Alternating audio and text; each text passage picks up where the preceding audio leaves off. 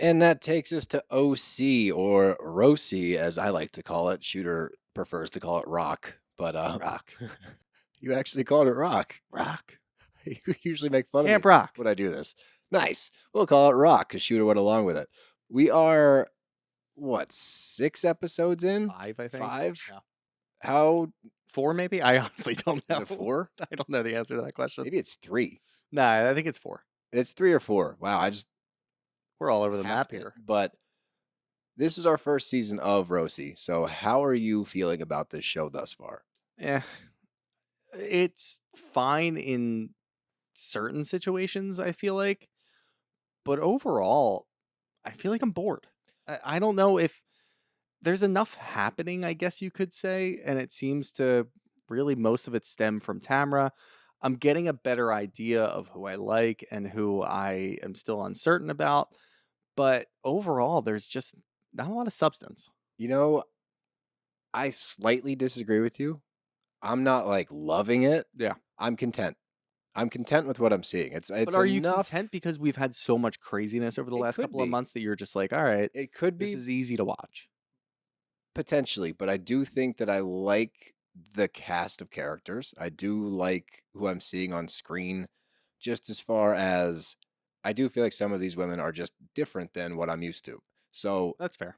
I also like that it does seem more extravagant. Like it is more of that old school housewives vibe where there's yachts and there's big houses and there's glamorous shit. And like I enjoy watching that too. Right. So for the time being, I'm content. I'm willing to just keep watching happily and see if it gets better and better or if it kind of fades away. But I'm Yeah, I'm content. still holding out hope. I'm not like closing the book on it or anything. I'm just giving you my episode 3 through 6, Three wherever the through hell we are. 6, wherever we are in row C. I think it's 3, dude. I don't know. But anyway, let's get into it. Heather and the kids are going off to college. What made me feel better is people pointed this out, and then it was confirmed via this week's episode. All of that shit that they're getting ready to send their child off to school with was their children. So at least there was 2 kids taking all that shit. Right. It was still a lot of stuff, but it's more reasonable that it's for 2. I get that. And I had a thought during this scene with the personal chef that you should be a housewife personal chef. I have had Because that would give us inside scoops. So here's the thing that you brought that up. I've had an idea to like reach out to a few of the housewives and just be like, "Hey, would you be down if I'll cook you guys dinner? I'll do it plated. We can do like a 3 to 5 course meal, like the whole thing. If any of them would be down for that, because look, for those of our listeners, I have some very high end clients. I have a very respectable book, if you will. I've got good reviews, good ratings, despite what people on Twitter tell you about this podcast. But um, I've had that idea, so I might actually put that into play and see if we can have dinner via me cooking it for housewives. Yeah, the caveat is that I get to go and sit down and ask them questions. Yeah, and I will feed you and serve you dinner. Me too? Yeah, Wow. I know that's Wow. big. I was That's not expecting big. that. If no, that I think there's something to Okay. this. All right. Dinner and a show. Dinner and what? I What's don't the know. show? I don't know. Sean dances on the who? Whoa. What? Ugh. God. Why did I Government. say that? Don't do that. need to There's go- people listening to this I episode. need to go rinse my mouth out with soap. That just felt blech. Yeah. Shooter El Shuto Maguto. Let's get back to the episode. The one thing I want to take away from the scene is Heather is talking about having more of a presence back in LA. I guess she misses being a performer, wants to get back into acting, either on stage or TV. I wasn't really sure, but I think that's cool to see and cool to hear that she wants to do something for herself. And I know there's a lot of Heather Dubrow fans out there. I don't really have an opinion on her yet. I've only seen a few episodes other than her social media presence, but love to hear that she wants to get back out there, do her thing, because you deserve it. After raising kids, get back out there and do your thing, girl. But moving on, we're back at Cut Fitness with Tamra and Jenn. And Cut's closing down, so it's kind of like the last final farewell. They're setting up for a party later, or there's going to be a party later. But the focus of this scene is Tamra's apologizing for her actions on the boat that she doesn't really remember. Yeah. Which, when she explained it, made a little bit of sense that she's going through a lot with the gym closing. It sounded like a whole wasn't lot of eating. runaround. It definitely was some runaround. And look, I think that she had enough people reach out to her and say, you're We saw her on the boat. It made no sense. She popped off at some weird moment Oh, she was and triggered on the went boat, yeah. crazy. And she said, "Fuck a duck." Multiple times. Multiple times. So, yeah, when you do something like that and then the next day, I thought that she seemed remorseful and I thought that it made sense.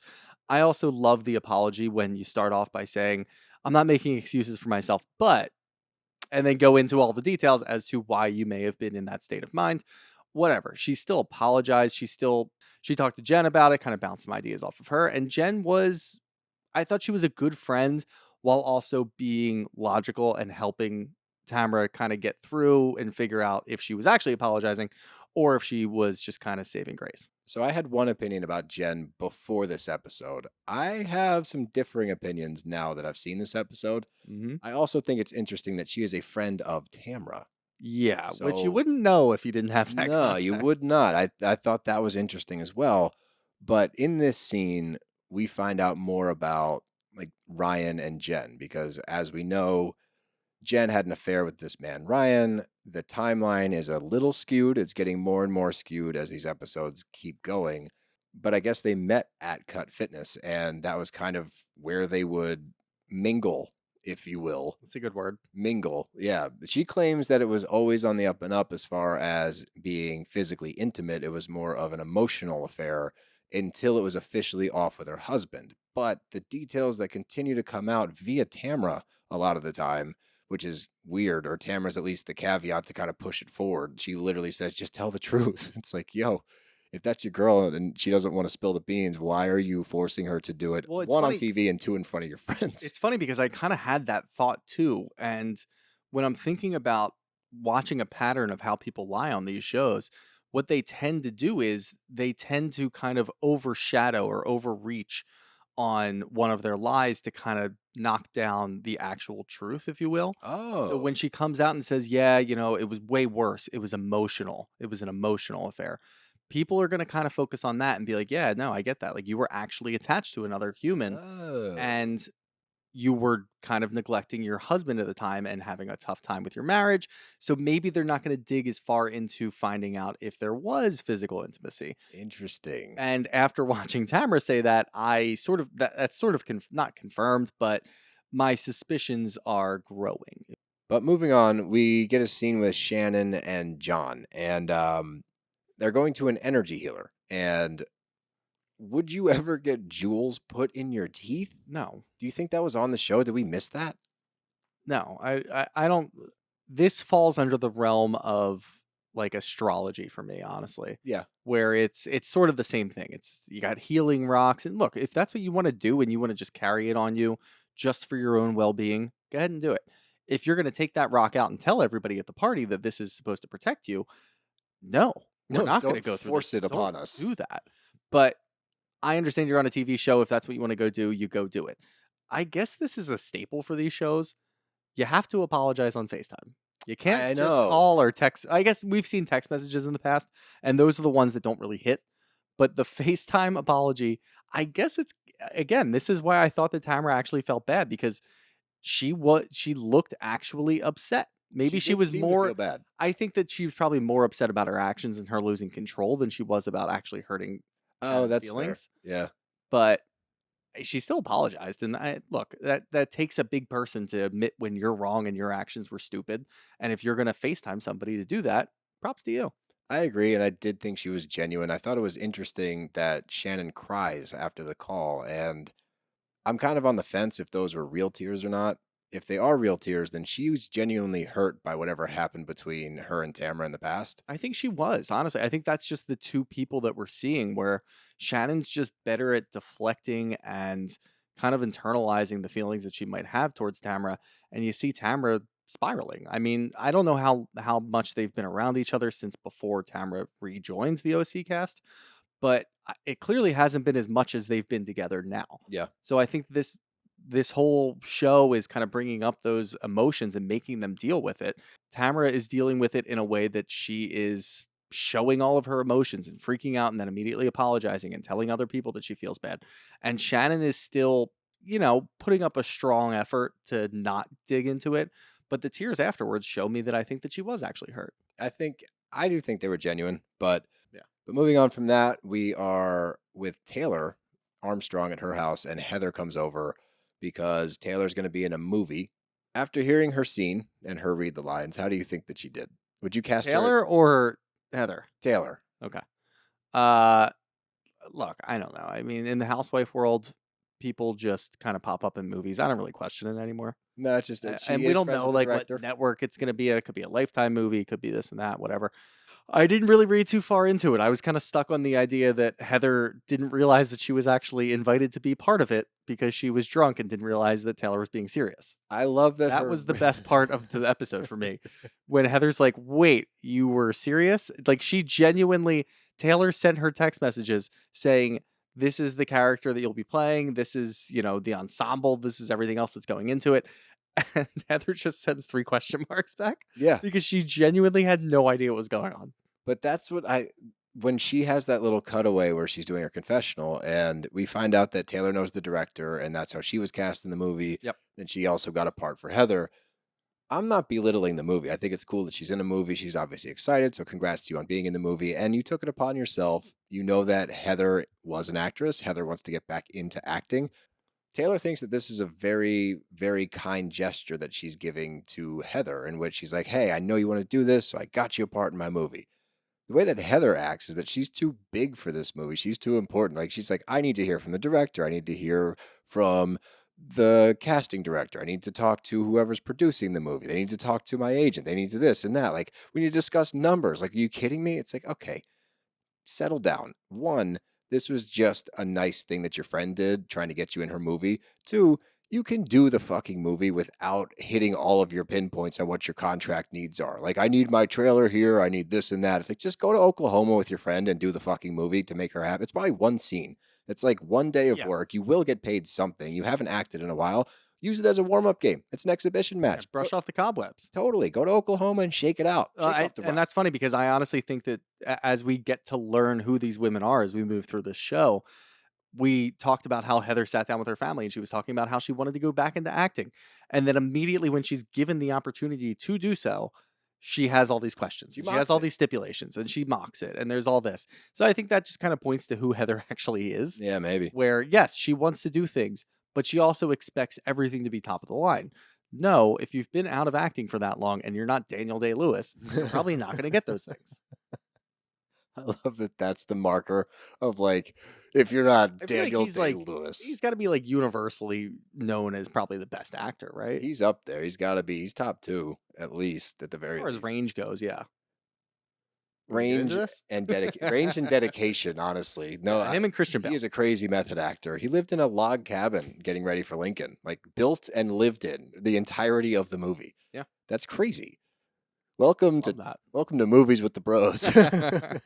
Anyway, but we're at the cut party and we get to meet Ryan the cowboy, who is Tamara's son, and he's working at a ranch up the road. He really took Yellowstone to heart and he's living the rancher life, and I love that. I love that shit, and he's enjoying it. And good for you, buddy. The ranch life is a tough life, but it's satisfying, gratifying life, son. Yeah, I mean, I just like it that he's actually enjoying it. It sounds like he had a pretty tough childhood, and obviously this show's been around for 17 seasons. It's been So we've kind of seen him grow up, or other people have seen him grow up. We Other didn't go people back and have. watch it, but it's good to see that at least he kind of found something that he really likes. What the fuck was Eddie wearing when he walked in? I don't know, dude. Yes, fuck yeah. I wrote right Couldn't here. wait to get to this point. What the fuck because is Eddie's outfit? I not only literally that, wrote that down. But the first line that he has is some weird cock joke. The last time that I saw you two with your cocks out was at a urinal. Yeah, I didn't. What? I don't know. It's a weird intro. It's a weird intro, and it's even weirder that he's wearing what looked like athletic shorts and a loose-fitting dress shirt with a tie that was sort of tied and then hanging around. Like, I don't know what he was going He's for. going for I'm the cool ruffled personal trainer, man. Like, Yeah, but I that's look an like HR violation. You can't talk about cocks. He looks like he's trying to come off like I could, go to a party and I could also work out in this same outfit Like a and look mullet. great doing it. Business in the front, That's party what in the back. That 100% was the outfit representation of a mullet. Yeah, you are correct. Even more so than a tuxedo t-shirt. Yeah, that's true. So you know what, Eddie? You're an innovator. And I appreciate that. No. You know what I'm no, gonna we're wear not to leaning into that. Do you know what I'm gonna wear to our live show in New York now? A loose-fitting shirt, athletic shorts, and a tie. and a loose fitting tie. I was gonna wear an Eagles jersey, but yeah. But the whole crew arrives at cut for the party, and gotta appreciate a woman that thinks their dude is just the hottest guy in the room because Taylor's like talking about her husband and how great he is, and she's like, he's pretty hot too. And it's like flashes to him, and he's got like his spiked up hair and stuff. And I'm like, you know what? Love that for you guys. I Yeah, love a supportive wife. it's great. That's a good thing to hear. But Shannon finally gets to the party, and the first thing that Tamara does, which is good, is immediately go up to her and she apologizes. She takes full responsibility and she hugs her and says, "I misses you," and starts crying. And again, the tears between the two of these women do seem genuine. They do seem real. Right. I'm buying it. I'm buying what they're selling, at least for now. It goes to a quick confessional, and Shannon's like, she needs to apologize for the last 2.5 years. And this is where I take issue with a lot of the shows and a lot of the people on these shows across the board. It could be Summer House, it could be Real Housewives. When you get an apology, can't you just take that for what it's worth and just move on? Like, do you have to be I like, I need 2 years of there might be some deep shit here, yeah. but can't you at least be like, all right, cool, let's move forward. There's some other things that we need to talk about, but this is a good start or I think something she like kind that. of did in the sense that she accepted the apology then and there. And what we saw was the confessional, which she then said she needs to apologize for the last 2 years.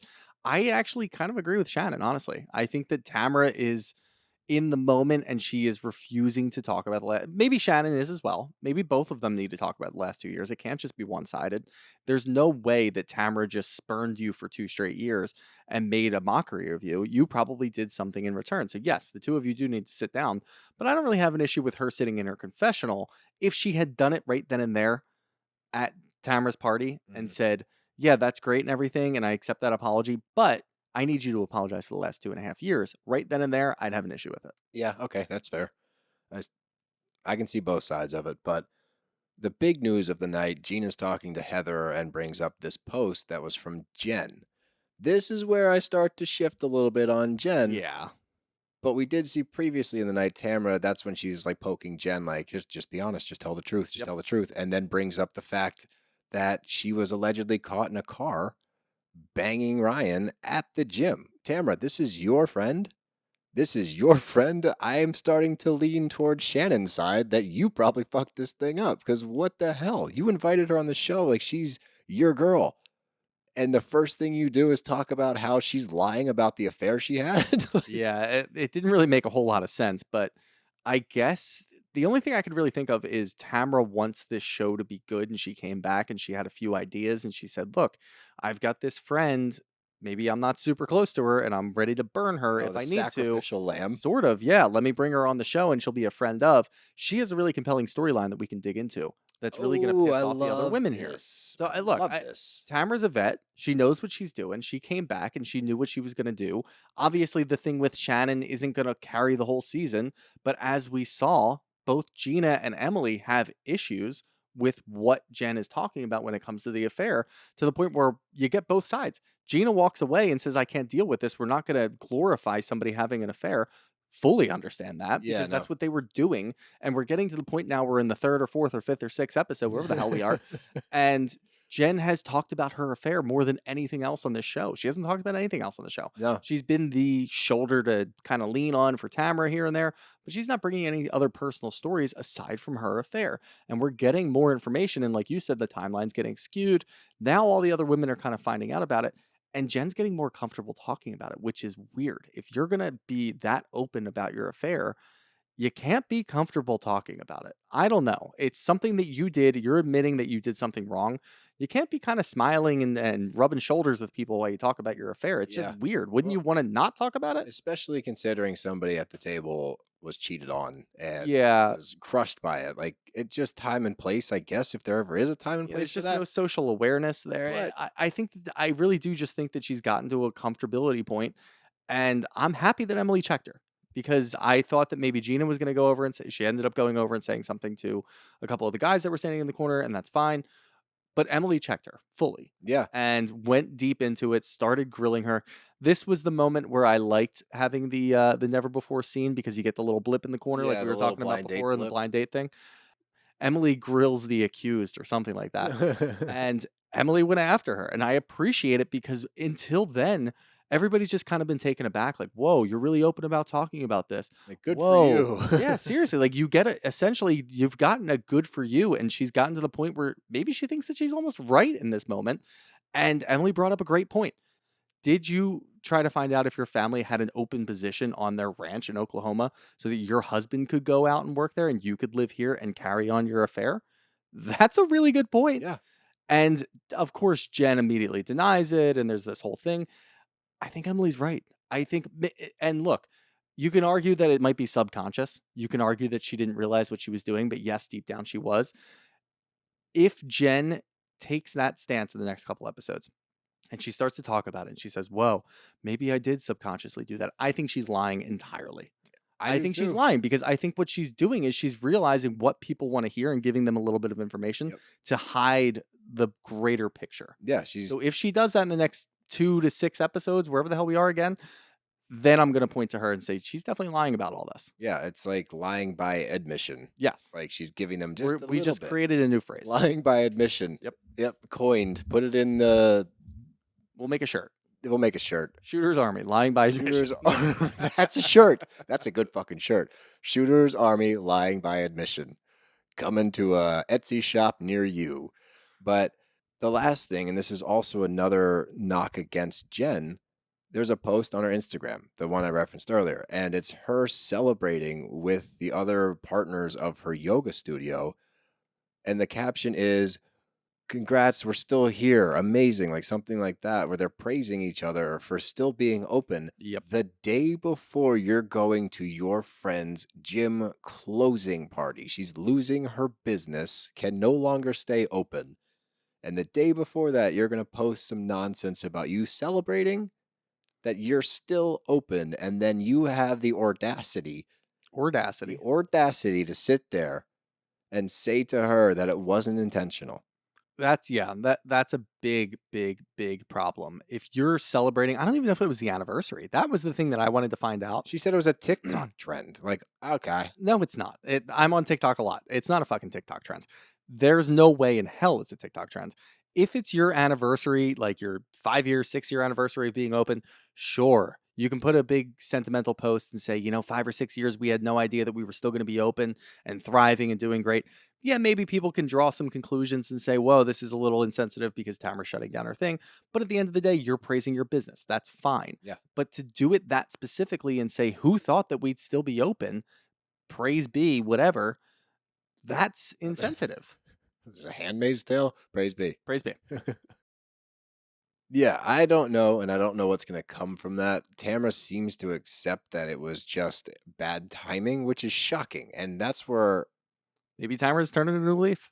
no, she's not. We've seen clearly that she's not. And the thing about her, she's on two T's. So she is as clued in as any housewife that has not been on That's for a an good extended point. period. She's still been kind of warming up in the bullpen because she talks about every show nonstop. Yeah. So I think that she came in to this season locked in. I think she's bringing everything she has for better or worse. It might turn into a total train wreck, but she will not go quietly into that good night. She got invited back to the show and she's here to stay or attempt to. I think so. I think she knows exactly what she's doing.